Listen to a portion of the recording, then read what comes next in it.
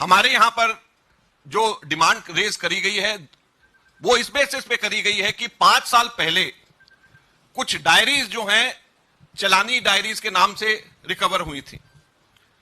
उन डायरीज के अंदर कुछ एंट्रीज हैं जिसके बेसिस के ऊपर कांग्रेस पार्टी के ऊपर ये सारी डिमांड रेज करी गई।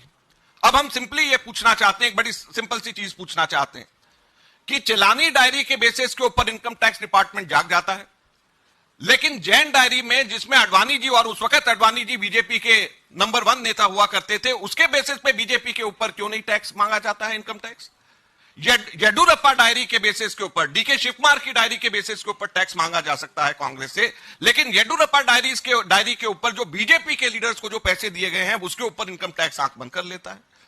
बंगारू लक्ष्मण कन्विक्टेड हुए, पैसे लेते हुए बीजेपी के अध्यक्ष देखे गए, उसके ऊपर कभी भी इनकम टैक्स डिपार्टमेंट नहीं जागती है। जब वो पीछे के केसेस खोल रही हैं तो बंगारू लक्ष्मण के टाइम के ऊपर क्यों नहीं खोले गए? येडुरप्पा डायरीज के ऊपर क्यों नहीं खोले गए? क्यों केवल और केवल कांग्रेस पार्टी के समय के ऊपर उनको ये डायरीज ध्यान में आ रही है? सहारा बिरला डायरी उनको ध्यान नहीं आ रही जिसमें मोदी जी के खुद का नाम है। तो सहारा बिरला डायरी जिसमें मोदी जी का खुद का नाम, उसको नजरअंदाज। जैन डायरी जिसमें अडवाणी जी का खुद का नाम, उसको नजरअंदाज। येडुरप्पा डायरी जिसके अंदर तमाम बीजेपी के नेताओं को पैसे दिए हुए हैं, उसको नजरअंदाज। तो केवल और केवल कांग्रेस पार्टी को तंग करने के लिए, कांग्रेस पार्टी के ऊपर इस बात को उठाने के लिए क्यों यह किया जा रहा है? तीसरा जो सबसे मुख्य प्रश्न इस बात पे हम लोग उठाना चाहते हैं, टाइमिंग पे। ये 2019 के अंदर ये डायरी निकली, आज जाकर के इलेक्शन के टाइम पे इलेक्शन नोटिफाई हो गया, आज जाकर के इन लोगों को डिमांड रेज करना याद आ रहा है। पहली बार अब जाकर के कल शाम को इन्होंने डिमांड रेज किया जब इलेक्शन नोटिफाई हो गया है। क्यों? क्या इससे पहले 5 साल कभी भी ये लोग डिमांड रेज नहीं कर सकते थे? अब क्यों डिमांड रेज कर रहे हैं?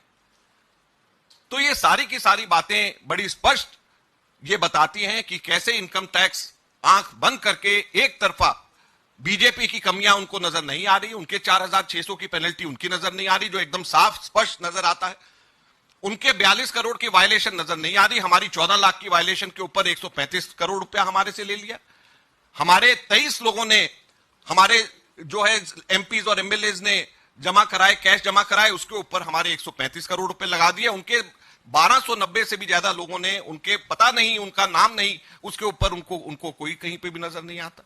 तो इसलिए हम लोग आपसे ये कहना चाहते हैं, आज ये समय आ गया है, अगर आप लोग इसको जनता को सही तरीके से नहीं दिखाएंगे और प्रिंसिपल ऑपोजिशन पार्टी को पुराने केसेस, सीताराम केसरी जी के जमाने के केसेस निकाल करके तंग किया जाएगा ताकि हमारे बैंक अकाउंट्स हमारे दोबारा से फ्रीज करे जा सके, ताकि फिर से हम सब लोगों को तंग करा जा सके, तो कैसे हमारे देश के अंदर लोकतंत्र जिंदा रहेगा? ये आप लोगों के सामने की बात है। हम मांग करते हैं इनकम टैक्स से कि 4600 करोड़ रुपए बीजेपी से इसी वक्त उनको नोटिस दिया जाना चाहिए। मैंने आपको पूरे फैक्ट्स फिगर्स और पूरे उसकी लोकेशंस कहां पे है उसकी मैंने जानकारी आप लोगों को दी है, और मैं उम्मीद करता हूं कि इनकम टैक्स डिपार्टमेंट इसी तेजी से कार्रवाई करेगा जैसे तेजी से कार्रवाई उन्होंने कांग्रेस के खिलाफ करी।